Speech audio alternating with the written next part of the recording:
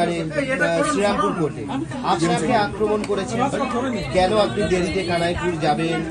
আপনি নাকি মানে মোদি অমিত শাহ দাদু ছাড়া চলতে পারে, বলছে মোদি অমিত শাহ এলে তারপরে রাজনৈতিক কর্মসূচি করে, দাদু ছাড়া চলতে পারে না, এটা হচ্ছে ওনার ল্যাঙ্গুয়েজ। উনি আপনাকে আক্রমণ করেন। দেখুন, এই ধরনের অশিক্ষিত লোকেদের বক্তব্যের আমি উত্তর দিই না।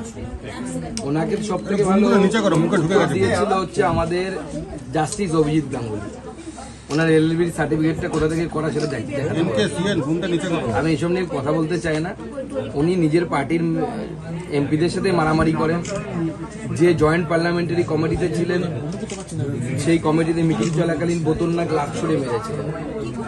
আমি তো ভয়ে ভয়ে থাকি লোকসভাতে কামড়ে না দেয় কাউকে।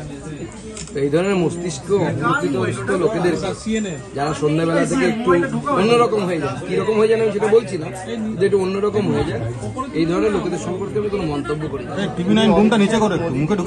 করছেন যে ওদের কাছে কোনো খবর ছিল না, প্যারাগ্রামাটাকে ছেলে খেলা এই সমস্ত বলছে। দেখুন, অপদার্থ উনি তো কোনো প্রশাসন চালাননি, প্রশাসনে বসেন, উনি বসার সুযোগ হয়নি ওনার। তো অভিযোগ করা খুব সহজ। অভিযোগ করতে পারলে পরে আমাদের যে সিকিউরিটি বা ইনফরমেশন সেটা আসেনি, এটা অবশ্যই সত্য, এটা নিয়ে অস্বীকার করার জায়গা নেই।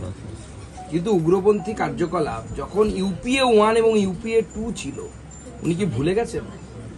কত ঘন্টা পরে যখন মুম্বাইয়ের তাজ হোটেলে উগ্রপন্থীরা দখল করে নিয়েছিল কাসাব অ্যান্ড তাদের বন্ধুরা, পাশে মার্কস যে বাহিনী ছিল, সেই মার্কস বাহিনী আসতে কতক্ষণ সময় রেখেছিল? দিল্লি থেকে আসতে কতক্ষণ সময় রেখেছিল? কেন স্বাধীনতা ছিল না? আমাদের সরকারের আমলে আর্মিকে সেনাকে স্বাধীনতা দেওয়া হয়েছে, আইনের পরিবর্তন করেছি আমরা। যে কোনো সময় এই সমস্ত ফোর্সেস, স্পেশাল ফোর্সেস, তারা যে কোনো সময় বিমান বাহিনী নিয়ে যে কোনো জায়গায় যদি এই ধরনের ঘটনা ঘটে সঙ্গে সঙ্গে পৌঁছতে পারবে। আমরা অপারেশন সিঁদুর করেছি, পাকিস্তানের ভিতরে 100 কিলোমিটার ঢুকে আমাদের মিসাইল হামলা করেছে। আর তারপরে কত কি হয়েছে আমরা সবটা ক্যামেরার সামনে বলতে পারবো না।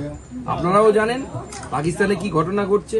কেউ কেউ বলছে পাকিস্তানে নাকি 1000 বছর পর কোনো একটা জায়গায় ঢোকা যাবে, ওই জায়গায় নাকি আর ঢোকা যাবে না। কেন ঢোকা যাবে না? বুঝুন, কল্যাণ বাবুরা কোনো কাজ করেন না, যারা শিল্প আনতে পারেন না, চাকরি চুরি করে, তাদের মুখ থেকে এই সমস্ত কথা মানায় না। উনি বলছেন রিগিং সব থেকে বেশি অমিত শাহ করেছে।